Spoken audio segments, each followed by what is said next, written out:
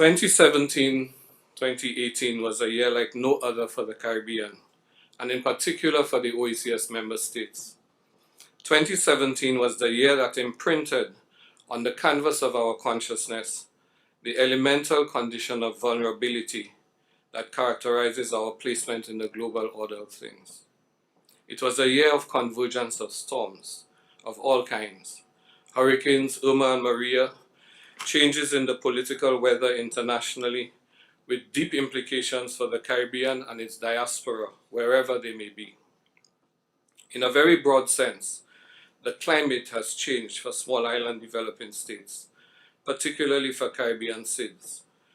Climate change now poses an existential threat to the lives and livelihood of Caribbean people, and the scale and intensity of its destruction, whether slow or rapid onslaught event, threatens to permanently roll back decades of socioeconomic progress.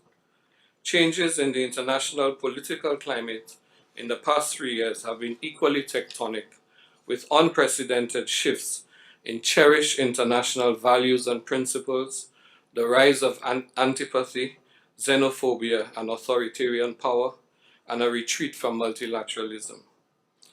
These changes also threaten the voice and standing of small states on the international stage.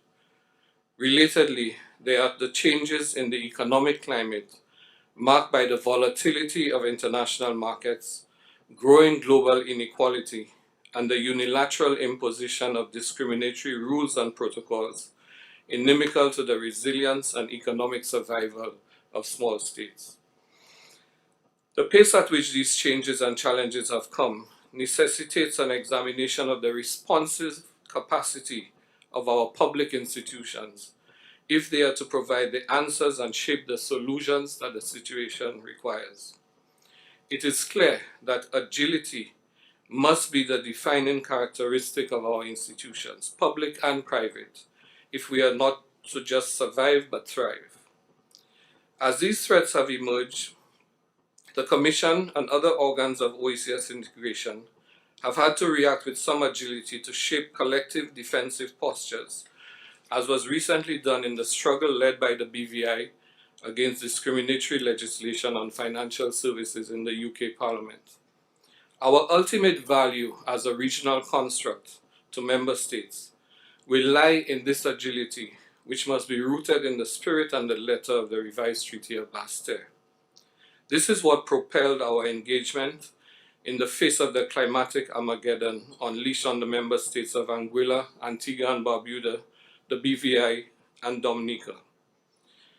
We have read with careful attentiveness the Golden Report on the wider CARICOM integration project, with a view to learning the lessons of that experience.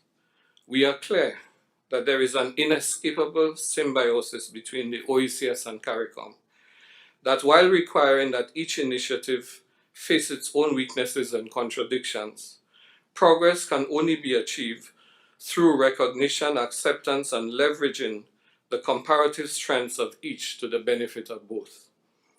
At this 65th meeting of the Authority, following an extensive process of staff and commission brainstorming, we bring for approval a triennium plan that is built around 5 strategic priorities.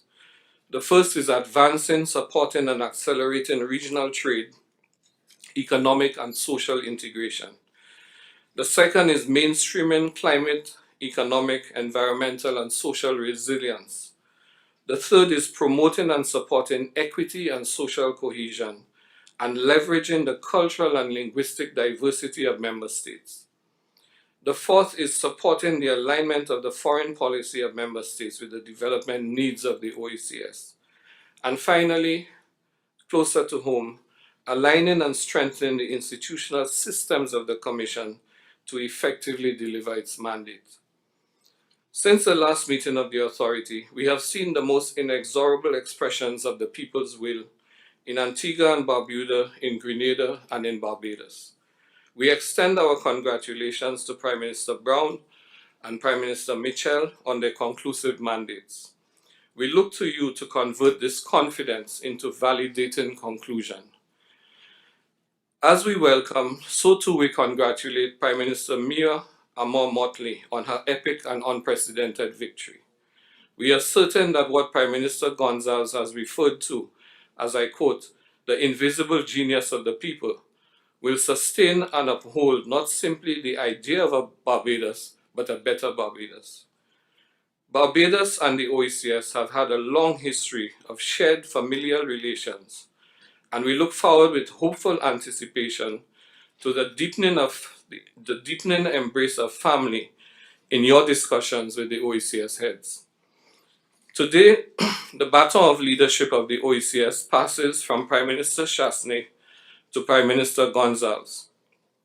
Our outgoing chairman, Prime Minister Chasney's tenure was characterized by a vigorous and frenetic energy and an aggressive advocacy on the interconnection between climate diplomacy, economic resilience, and our never-ending battles against unilateral discriminatory regimes imposed by the developed economies. As a new Prime Minister, his baptism of fire was the devastation of Irma and Maria, and his crown of accomplishment was the responsiveness and the unparalleled solidarity among member states.